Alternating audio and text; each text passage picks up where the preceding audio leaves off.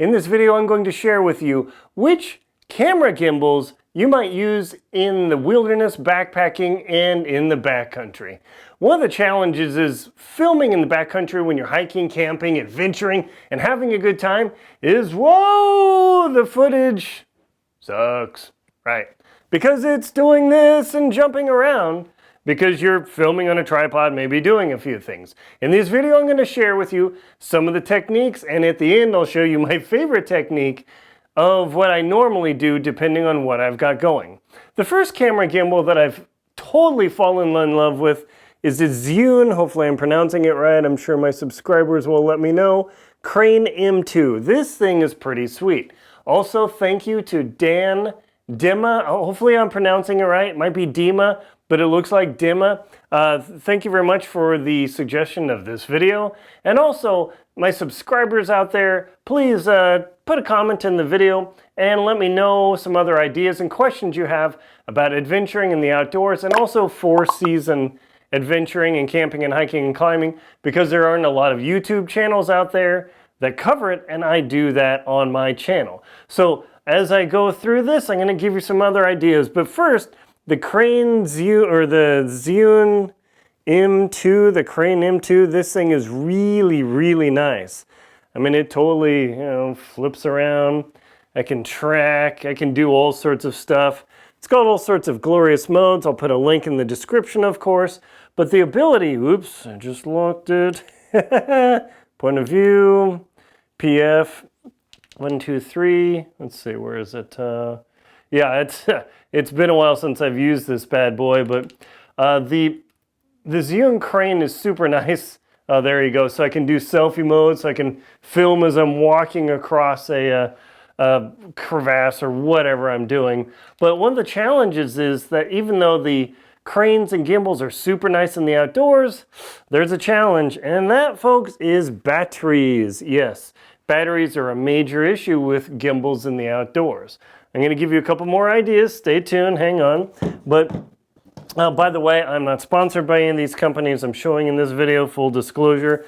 But this is the one I've been using. So if you have a small point and shoot or your smartphone, this Zhiyun M2 is inexpensive relatively, and it's a super cheap setup to get you to where you've got a gimbal that you can use in the outdoors. Super, super handy.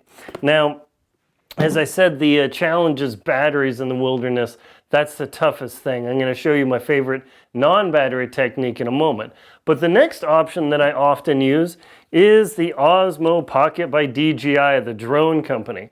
The Osmo Pocket, oh man, this thing is super cool. I've filmed almost all of my airport tour sequences with this gimbal. Ooh, yeah, check that out. That thing hangs and is stable. So as I walk around, set it up, you can set it on pro mode. There's all sorts of nice things you can do.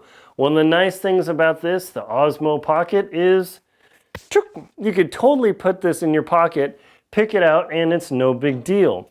It comes with this handy safe carrying case because it is easy to crush the gimbal head on this thing. You do want to be careful. I did buy the ND kit so I can get some nicer effects. Highly recommend that. I don't ever use the remote control or the controls on here. I just record because it's so easy to lose that thing. Micro SD card, super nice. But one of the big benefits of using this particular gimbal head compared to my Zhiyun is I can put this on this little stand, and if I need to put it on a tripod or whatever, I can do that. Or my Gorillapod, I can put this here and I can do pano time lapses. I could do 3x3 panels. I can do motion lapses. I mean, that's how I did my airport tours. So this thing is super sweet. I can't recommend this enough. Of course, DJI came out with the Pocket 2. All right, that's the way it is. Check out links below in the description to everything. But hang on. I'm going to tell you what I normally use when I'm adventuring. Because again, super love this. It has a USB-C port on the bottom there. You can see it. But again, when it gets super cold and you're adventuring and doing four-season camping, the battery isn't going to last as long. Considering what this thing does, it actually does a really good job. So for size and weight, you cannot beat the Osmo Pocket. My next choice, of course, is the mighty GoPro. Bum, bum, bum. I have the GoPro 8, of course there's a GoPro 9 that's out, and I'm sure there's gonna be a GoPro 10. But this little handle here, the foam guy, I've filmed a lot of my hikes with this thing. You just, I've got the tripod mount on here. Highly recommend the tripod mount too. But this handle, as I've got my GoPro, now obviously it's not going to be as good as a gimbal. I mean, there's nothing that's going to beat my Crane M2. No way, because my Osmo Pocket's pretty good, but it's so light that it does pick up some bounce. The heavier the gimbal you can tolerate, the better. There is the Crane 3, by the way, that if you're a DSLR shooter or a big camera shooter, the M2 ain't gonna cut it, brothers and sisters. That's where I go with the GoPro. You have to get the heavier, more expensive Cranes, but again, not so bad. But the GoPro is quite surprising. You might think, oh, it's hokey and clicking away. Hang on, I'm gonna show you my technique. But this does really, really well. Now, one of the things about it is I carry my selfie stick. Dun, dun, dun, dun. Ha ha ha. What do you think I am, a swordsman? Maybe, you never know. Check out my other channels. But the GoPro fits very well on here. And if I actually put the GoPro out on the selfie stick and walk along, it does have some bounce, but it really takes off quite a bit of the vibration. You would be surprised. So that's something to consider too.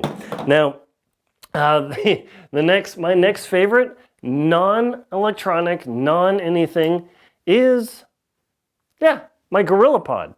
I often take my Gorillapod because even though it is kind of heavy, I've got the Joby, it's the 5K Gorillapod. Do not get the smaller Gorillapod. You'll regret it, trust me on that one. But with the Gorillapod, I can put things in the trees, I can do all sorts of stuff. But we're talking about gimbals here, right? Check this out. You can extend the leg, walk along, and this does create a gimbaling effect with your GoPro, with your point and shoot, or this thing can handle SLRs, no problem. So that is something to consider too. GoPros obviously, but boy, this thing is super handy. So what you do is you hold it up, you hold it out just a little bit, and the weight of this makes a big, big difference in your filming. Hang on, I'm gonna share you with you my last point, and this is a big one, surprisingly, but all the options in the gimbal are super nice. One of the problems is, as soon as you mount up your little fuzzy microphone, so you don't, you don't hear crazy wind sounds, is this will throw off the gimbaling weight on the M2. It's simply too much. It's just too much of a moment arm. Yes, moment arm. I actually am an engineer, by the way, if you couldn't tell. But the gimbal cannot handle this. If you want to load up a big lens or a camera or a microphone on here, your only choice is to get a much bigger gimbal. Definitely more expensive, but consider that. Also, these things, I wouldn't say it's delicate, but yeah. So here's what we've been waiting for, folks. Don't click away, but my old school tripod is actually an excellent gimbal. And you say, what? That's right. The tripod, like, oh, you set it up and that's not a gimbal, Aaron. Oh, hang on. Look, check this out. You put the GoPro on here. In fact, I'll do that just to show you. Real quick. And hopefully spin the GoPro on here. Okay, boom, boom. Okay, check it out. I put the GoPro on here. I hold the tripod by the handle and I twist it to level it out just a bit. If you actually walk around, hang on, there's a better technique than this. If you actually walk around with this thing, this levels out this camera a lot because the tripod is heavy.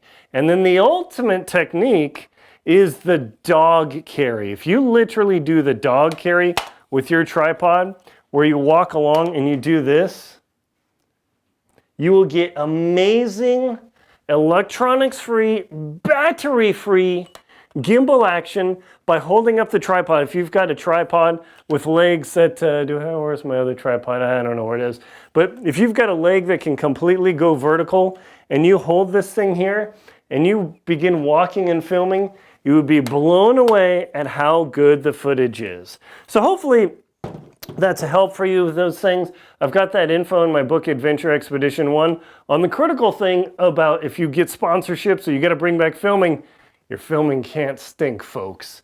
So whatever the case is, check out links below to my books, Antarctic Tears, Adventure Expedition 1, the How to Keep Your Feet Warm in the Cold book, the Jackson Hole Hiking Guide, the Adventure, Lost at Windy Corner, I'm trying to remember everything, the most crucial knots to know, and my shows Adventure, or World Beyond and Antarctic Tears. Sorry, shorting out here, trying to get you all this info in this crammed little time. Thank you very much for watching. My name's Aaron Linsdau. I'm a polar explorer and professional adventurer.